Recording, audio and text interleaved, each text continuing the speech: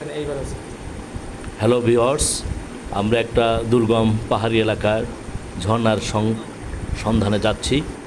সাথে আমার 10 জন সহযোগী নিয়ে দুর্গম এরিয়া কাপ্তাই শিলচুরি যেতে অনেক কাঠকটরা পোহাতে হচ্ছে। একটু পিচ্ছিল হয়ে গেলেই পড়ে যাব, পড়ে গিয়ে বিপদ হতে পারে। তাই ধীর গতিতে ধীর স্থিরভাবে আস্তে আস্তে একটা লাঠির সাহায্যে এই দুর্গম পথগুলো অতিক্রম করছি।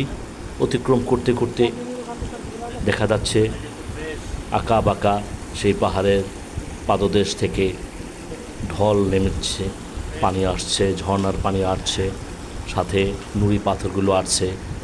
সাপও থাকতে পারে, যে কোনো ধরনের বিপদ হতে পারে।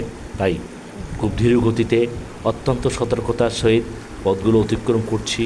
সাথে সহযোদ্ধারা রয়েছেন, সহযোগীরা রয়েছেন, সবাই সতর্ক। পাশ থেকে কোনো রকম কোনো বিপদ সংকেত আসছে কিনা সতর্কভাবে লক্ষ্য করার জন্য বন্ধুরা যারা এই দুর্গম পাহাড়ের এরিয়াতে আসবেন অথবা এই দুর্গম পাহাড়ের পথ অনুসরণ করবেন, অনুসন্ধানী জায়গাগুলো খুব সুন্দরভাবে ধীর স্থিরভাবে যাবেন। যেহেতু যে কোনো মুহূর্তে যে কোনো ধরনের অঘটন ঘটতে পারে, নিরাপত্তার ব্যাপার থাকবে। প্রকৃতির বিভিন্ন ধরনের প্রতিকূলতা আছে, হঠাৎ করে ঝড় হতে পারে, হঠাৎ করে বৃষ্টি হতে পারে, পাহাড় ধস হতে পারে। তাই সব কিছুই মাথায় রেখেই আপনি ঝর্নার দিকে এগুতে হবে। অনেক দুর্গম এরিয়া রয়েছেন যে এলাকাতেই সহজে যাওয়া যায় না, নিজে ইচ্ছা করলেই ওখানে প্রবেশ করা খুব কঠিন একটা বিষয়। এক্ষেত্রে এই জায়গাটি অত্যন্ত দুর্গম, অত্যন্ত জনবিহীন এলাকা, কোথায় কোনো ঘরবাড়ি নেই, কোথাও কোনো মানুষ নেই। সে এলাকায় আমরা যাচ্ছি, সবাই আমাদের দোয়া করবেন। আমরা একটা নতুন ঝর্ণার সন্ধানে যাচ্ছি, যে ঝর্ণার এখনও কোনো নাম কেউ দিতে পারিনি। হয়তোবা তেমন কোনোভাবে এটা প্রতিষ্ঠিত হয়নি, হয়তোবা তেমন কোনো লোক এখানে এসে এর নামটা প্রতিষ্ঠিত করিনি।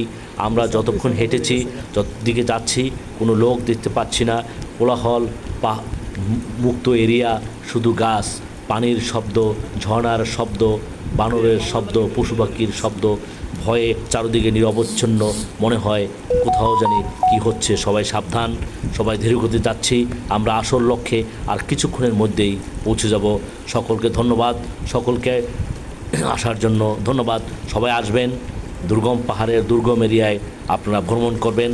এই লক্ষ্য রেখে সবাইকে ভিডিওটা দেখার জন্য আমন্ত্রণ জানাচ্ছি। ধন্যবাদ।